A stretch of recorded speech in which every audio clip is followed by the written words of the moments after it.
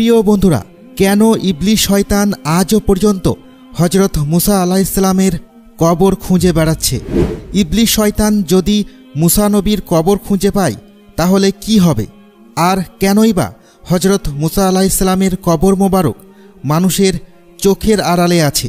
খুবই তথ্যবহুল টপিক নিয়ে হাজির হয়েছি, তাই ভিডিওটি শেষ পর্যন্ত দেখতে থাকুন। আসসালামু আলাইকুম প্রিয় বন্ধুরা, আশা করি আপনারা সকলেই ভালো আছেন। প্রিয় বন্ধুরা, ইসলামের ইতিহাসে হজরত মুসা আলাইহিসসালাম সকল নবী রাসূলদের মধ্যে একজন বিশিষ্ট নবী এবং আল্লাহর মনোনীত একজন বিশেষ পয়গম্বর ছিলেন। হজরত মুসা আলাইহিসসালামের মহত্বের কথা কুরআন মাজিদে সবচেয়ে বেশিবার উল্লেখ করা হয়েছে। কুরআন মাজিদের 30 পারার মধ্যে 28 পারাতেই মুসা আলাইহিসসালামের কথা বলা হয়েছে। 36টি সূরায় তার নাম 120 বার এসেছে। নবী রাসূলদের মধ্যে হজরত মুসা আলাইহিসসালামকে সবচেয়ে বেশি সংখ্যক মোজেজা আল্লাহ তাআলা দিয়েছিলেন। কুরআনে হজরত মুসা আলাইহিসসালামের ফজিলতপূর্ণ জীবন এবং তার ইসলাম প্রচারে অবদান অনেক শ্রদ্ধার সাথে বর্ণনা করা হয়েছে। কিন্তু খ্রিস্টানদের ধর্মীয় কিতাব বাইবেলে কিছু আয়াতে হজরত মুসা আলাইহিসসালামের ব্যাপারে একেবারে ভিন্ন কথা উল্লেখ করা হয়েছে। বাইবেলে হজরত ঈসা আলাইহিসসালামের উম্মতের সামনে অন্যান্য সব নবীর উম্মতদেরকে কম নিয়ামতপ্রাপ্ত বলে আখ্যায়িত করা হয়েছে। বাইবেলে ভাগ্য নির্ধারণ সম্পর্কিত আয়াতে এই কথা উল্লেখ আছে যে হজরত মুসা আলাইহিসসালাম তার উম্মতদেরকে মিশর থেকে বের করে অনেক বড় ভুল করেছিলেন, যে অপরাধের কারণে আল্লাহ তাআলা তাকে শাস্তি দিয়েছিলেন।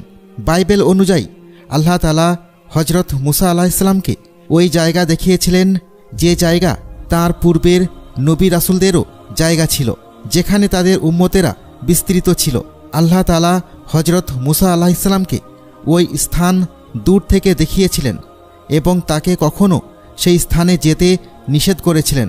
ধারণা করা হয় বাইতুল মুকাদ্দাসে মুসা আলাইহিসসালামের মৃত্যু হয়, কিন্তু তার কবর কোথায় তা আজও জানা যায়নি।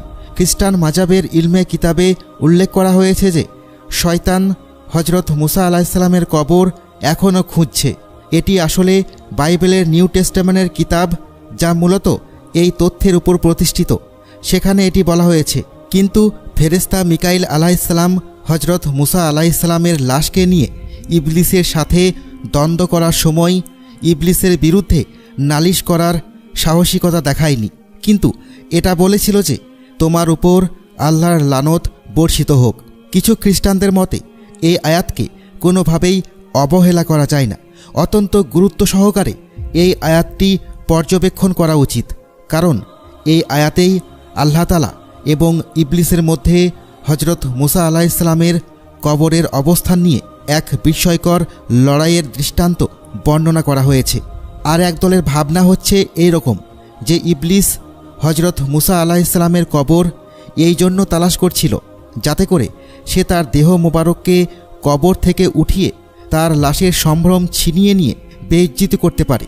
খ্রিস্টানরা এটাও মনে করে যে মুসা আলাইহিসসালাম অনেক বড় একটি পাপ করেছিলেন, আর তা হচ্ছে তিনি বনি ইসরায়েলদের উন্নত জীবনযাপন এবং উত্তম প্রতিদানের আশা দেখিয়ে নিজের লাভের জন্য বনি ইসরায়েল কমকে সেখান থেকে বের করে নিয়ে এসেছিলেন। আর এ কারণেই আল্লাহ তাআলা তার থেকে তার সকল মোজেজা ফিরিয়ে নিয়েছিলেন এবং তার জীবন কেড়ে নিয়েছিলেন। আর এটাও বিশ্বাস করে যে আল্লাহ তাআলা হজরত মুসা আলাইহিসসালামের কবরকে গোপন করে রেখেছেন, যাতে শয়তান কখনও তার কবরকে খুঁজে না পায় এবং সেখান থেকে তার লাশ উঠিয়ে বনি ইসরায়েল কমকে মিথ্যা কথা বলে আবার পথভ্রষ্ট না করতে পারে। আর এ কারণেই শয়তান আজও হজরত মুসা আলাইহিসসালামের লাশের সন্ধানে রয়েছে। হজরত আদম আলাইহিসসালাম থেকে শুরু করে আজ পর্যন্ত শয়তান এভাবেই কোটি কোটি মানুষকে পথভ্রষ্ট করেছে। আর শয়তানের দেখানো রাস্তা অনুসরণ করে আজও কিছু মানুষ মৃত লাশের পূজা করে আল্লাহর সাথে শিরিক করে। এ কারণেই আল্লাহ তাআলা হজরত মুসা আলাইহিসসালামের কবরের ঠিকানা এখনও পর্যন্ত গোপন রেখেছেন। ইসলামের ইতিহাসে কোথাও হজরত মুসা আলাইহিসসালামের রওজা মোবারকের সঠিক অবস্থানের ঠিকানা এখনও পাওয়া যায় না, কিন্তু কিছু কিছু কিতাব ও আয়াত রয়েছে যেখান থেকে মুসা আলাইহিসসালামের কবরের ধারণা পাওয়া যায়।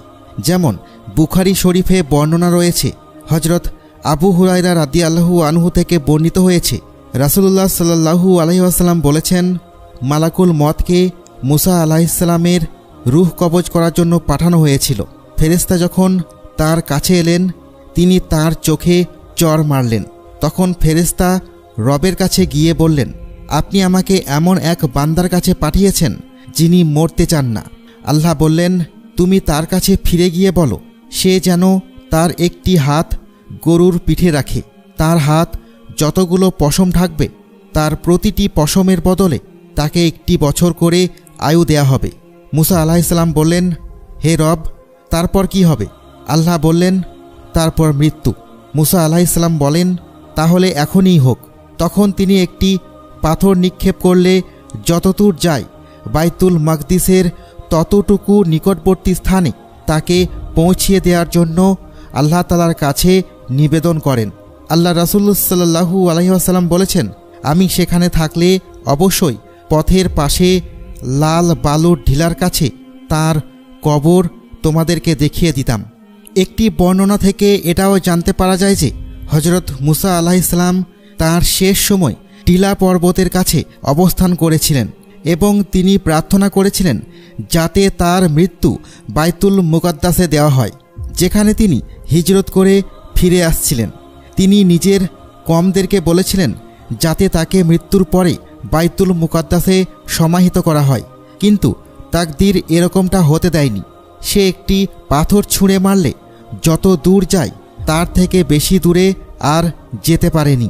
এজন্যই মহানবী সাল্লাল্লাহু আলাইহি ওয়াসাল্লাম বলেছেন যে যদি আমি ওখানে থাকতাম তাহলে ওই পাহাড়ের নিচে তার কবর মোবারক দেখিয়ে দিতে পারতাম।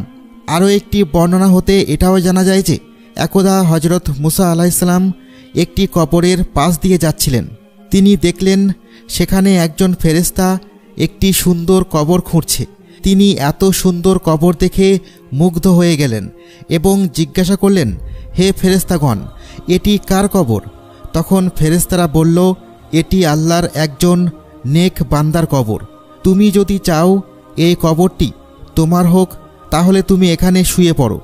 আর হজরত মুসা আলাইহিসসালাম ঠিক তাই করলেন এবং সেই কবরেই তিনি শেষ নিঃশ্বাস ত্যাগ করলেন এবং ফেরেশতাগণ তাঁর জানাজা পড়িয়ে তাকে সমাহিত করলেন।